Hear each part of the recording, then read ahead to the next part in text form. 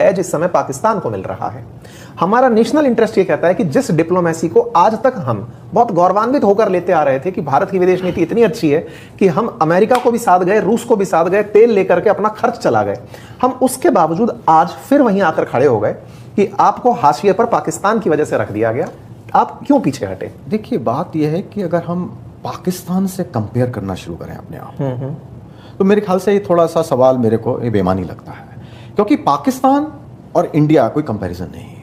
पाकिस्तान, जैसा कि मैंने अभी शुरू में जब डिस्कशन हो रहा था उसमें कहा कि उसके अपने ऑब्जेक्टिव हैं और उसको सर्कमस्टांसेस बिल्कुल ठीक मिल रहे हैं, क्योंकि एक तरफ रिसिपिएंट है उसका जो वो चाहता है करवाना, और पाकिस्तान, जैसे अभी कुछ देर पहले बात हो रही थी कि उसने मध्यस्थता करने की आदत है, अफगानिस्तान में की, चीन के लिए की, यूएस चीन के बीच में की, लेकिन उस सब में उन्होंने किया क्या?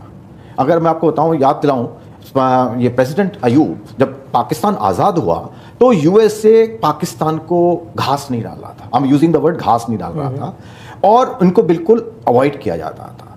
तो जो उनके एक जनरल साहब जो थे, प्रेसिडेंट अयूब थे, जनरल थे, वो बाद में अयूब बने, उन्होंने कहा कि मेरी सेना आपके लिए अवेलेबल है और केवल आप मुझे खर्चा दे दीजिए। तो वहां से उनकी दोस्ती की शुरुआत हुई। तो पाकिस्तान ने हमेशा अपने आप को इस्तेमाल करने की कोशिश की है कि दूसरे देश के डिस्पोजल पर हूं, जैसा आप कहेंगे मैं वो करूंगा। उस तरह से वो डिप्लोमेसी उसने अपनी चलाई है। चीन के मामले में वही किया उन्होंने। जब मैं छोटा सा पॉइंट यहाँ पे रखना चाहूंगा, वो इसी में आप कंटिन्यू करिएगा। चला तो हम भी वैसे ही रहना सर। आज आप चाबहार पोर्ट पर, साहब जो अभी जनरल साहब बात उठा रहे थे कि वहां पर आप कोई बजट नहीं निकालते, क्यों नहीं निकालते? काट सा खड़ा है साहब। अमेरिका ने कह रखा है countering American adversaries through trade sanction act, अगर आपने पैसा लगाया तो मैं आप पर प्रतिबंध लगा दूंगा। किसके अकॉर्डिंग चल रहे हैं हम? अमेरिका के अकॉर्डिंग। अमेरिका बोलता है कि आपको रशिया से तेल नहीं खरीदना है। क्यों नहीं खरीदना है? अमेरिका बोलता है। आप प्रतिबंध तो अमेरिका के मान रहे हैं, लेकिन एक तरफ आप ये बोलते हैं कि पाकिस्तान ने कहा कि मेरी सेना का इस्तेमाल कर रहे हो। टेक्निकली तो आप पूरा देश इस्तेमाल करने दे रहे हो सर। नहीं, आप जिस तरह से कह रहे हैं, अच्छा आप मेरे को भी काउंटर में कहूंगा जी प्लीज, कि अगर हम कहते हैं कि नहीं, छाबार में हम पैसा लगाएंगे, उसका नतीजा क्या निकलेगा? सैंक्शन लगेंगे, ठीक है। और हमारा यूएसए के साथ ट्रेड कितना है? हम डॉलर पे कितने डिपेंडेंट हैं? $40 बिलियन साल का कमा रहे हैं हम, उनसे व्यापार करके कमाते हैं, लेकिन टोटल ट्रेड हमारा $140 बिलियन डॉलर, जो कि सबसे बड़ा हमारा ट्रेडिंग पार्टनर है। दूसरा, हमारी सारी ट्रेडिंग किस में होती है? यूएस डॉलर में। तो वो अगर आपको ऊपर सैंक्शन आपके ऊपर लगी तो आपकी इकोनॉमी को क्या होगा? वही तो बोल रहा हूं, तो कि वो आपको सैंक्शन से डरा के भी तो आप इसका इस्तेमाल कर रहा है, और वो कह रहा है मेरा इस्तेमाल कर लो। दोनों में फर्क ही तो इतना है, आप डर के काम कर रहे हो और वो खुशी से। लेकिन हम उससे, आपकी बात सही है कि हम जो है हमें करना पड़ रहा है, हाँ, एक तरीके से हम, लेकिन हम कहते हैं कि ऑफ कोर्स हमने अपने रीजन से उसकी वजह से किया, लेकिन हाँ, मैं एक बात मानता हूं कि हमें उसको फॉलो करना पड़ रहा है। लेकिन मेरे हिसाब से हमारी ये टेम्परेरी सिचुएशन है, क्योंकि इसमें गलती हमारी भी है कि हमने यूएस के ऊपर इतनी डिपेंडेंस कर ली कि वो हमारे को डिक्टेट कर पा रहा है। You know what they used to tell me, Afghani generals and their people, including Taliban, some of them. He said, general साहब, स्ट्रेटजी सीखनी है ना, पाकिस्तान से सीखो। आप लोग ना हाँ में ना जवाब देते हो ना में। I'll tell you, I got so many proposals from Afghans. I'm aware. So many. I'm aware. I used to come and get those delegations, meet the top leadership. तो यहाँ जब बातचीत होती थी ना, हाँ ये करेंगे वो करेंगे, we'll give you the whole plan. 6 महीने हो जाते थे, कोई जवाब ही नहीं देने। तो भी स्ट्रेटेजिक कल्चर, और हमारा DG defence intelligence agency, everyone was on board. Now they were to come here. अब जब आप आओगे नहीं तो आपको घास कौन देगा? सीधी बात है। सो इंडिया की आज रेलेवेंस देखिए, we are a third largest economy बनने वाले हैं, वी आर अ मिलिट्री ताकत in the world, we have got a good political leadership. क्या नहीं है आपके पास? आज हमारा हर इलेक्शन में मैंडेट बढ़ता जा रहा है। तो आपको 3 जब बड़े पावर्स हैं, पॉलिटिकल लीडरशिप है आपके पास, इकोनॉमिक पावर है, मिलिट्री पावर है, तो why can't today we be seen in this world to be making some impact? That is my question. अब ये IMEC कॉरिडोर पे आज की तारीख में क्या हमने स्टेटमेंट दिया है? This is the biggest concern to us. This is the biggest concern. अभी जनरल साहब के एक्सपीरियंस को आंसर आप ही करेंगे। बिल्कुल आप सही कह रहे हैं। अब MOD का जो स्पेसिफिक केस है, मैं उसमें तो कमेंट नहीं कर सकता, because that was an individual personality.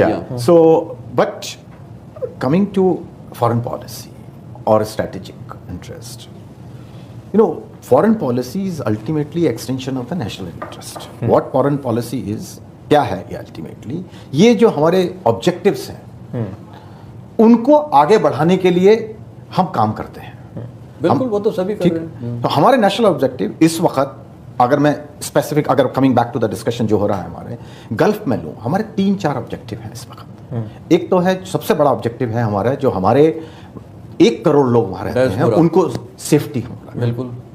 दूसरा है कि हमें कोशिश ये करनी है कि ऑयल और गैस हम लोग वहां से इंपोर्ट करते हैं, अब सबको मालूम है, उसको हम कैसे भारत में लाएं, क्योंकि जो अभी चोक हो रहा है, हम डाइवर्सिफाई कर रहे हैं लेकिन अभी उसमें मुश्किल आ रही है, जैसा कि हम सबको मालूम ही है। फॉर्चुनेटली अभी हमारे पास स्टॉक्स हैं, क्योंकि हमने पहले से रिजर्व भी हैं, वो भी है, लेकिन वो एक हमारे लिए बहुत बड़ी समस्या है। तीसरा जो हमारा ऑब्जेक्टिव है, हमारे वहाँ रेमिटेंस हमारे यहाँ आती है, और सबसे बड़ी रेमिटेंस आएगा। बिल्कुल। चौथा जो हम बात में एक्सपोर्ट्स, स्टेट ऑफ हॉर्मुज़, अब हम उनको किस तरह से प्रोटेक्ट करें, बाय बिकमिंग एक्टिव और by talking to all side to ensure कि हमारा जो ये 4 चीजें हैं हमारी वो चलती रहे। बाय टॉकिंग, वही तो मैं बोल रहा हूँ। तो टॉक तो हो रही है, टॉक तो हो रही है अपने इंटरेस्ट के हिसाब से, नहीं, अपने इंटरेस्ट के लिए। अब मैं एक आपको हिस्टोरिकल चीज बताता हूँ जी। Let's we were just talking about strait of Malacca and strait of Hormuz. Ashoka empire in 3rd century BC, Maurya Gupta empire, we had trade by land route from ये Afghanistan, Iran, right up to Europe, silk route के through, and we also had trade via the sea route. उस जमाने में 3rd century BC यही route था Arabian peninsula से, और उस जमाने में स्यूज कनाल तो थी नहीं, तो कैमल्स के थ्रू जाता था and we were trading right up to Europe. कैसे हमने किया, कैसे किया? We had a huge navy, we had a huge vision. तो आईमेक कॉरिडोर भी उसी दिशा पे है, हमारा विजन अच्छा है।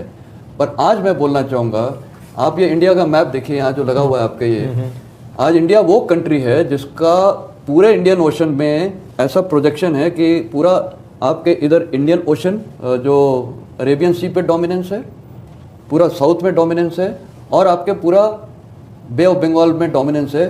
इंडियन ओशन में सबसे ज़्यादा स्टेट्स हैं, choke points, Malacca, Sunda, Babal मंदेब, gulf of ये क्या नाम है, state of Hormuz, okay, state of Madagascar, and further down to Cape of Good Hope. They are all the in routes and oblique exits.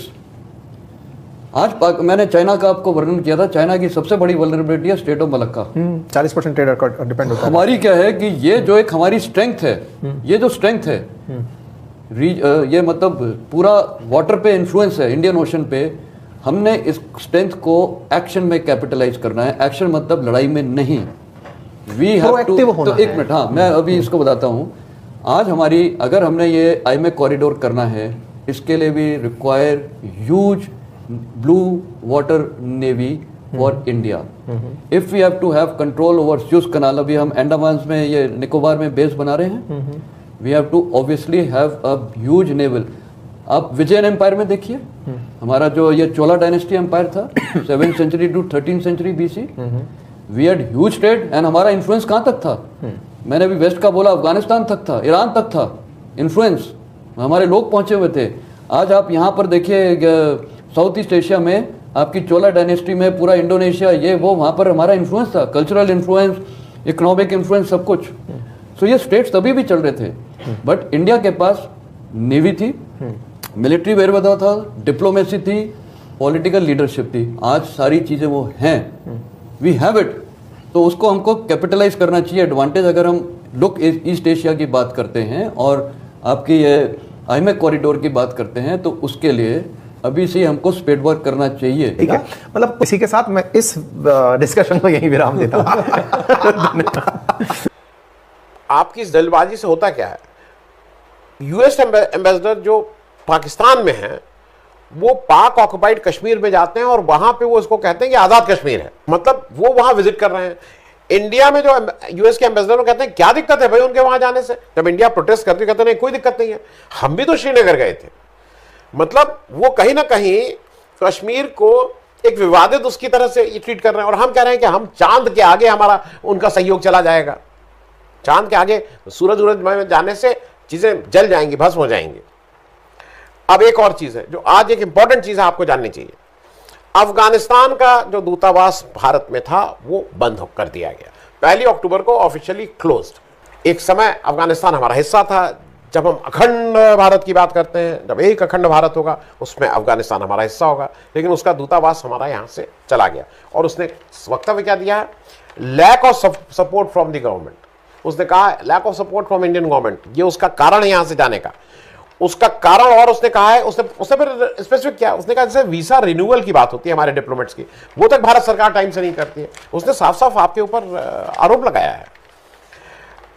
अब Indian foreign ministry ने कारण दिए हैं कि उनके अपने कारण हैं।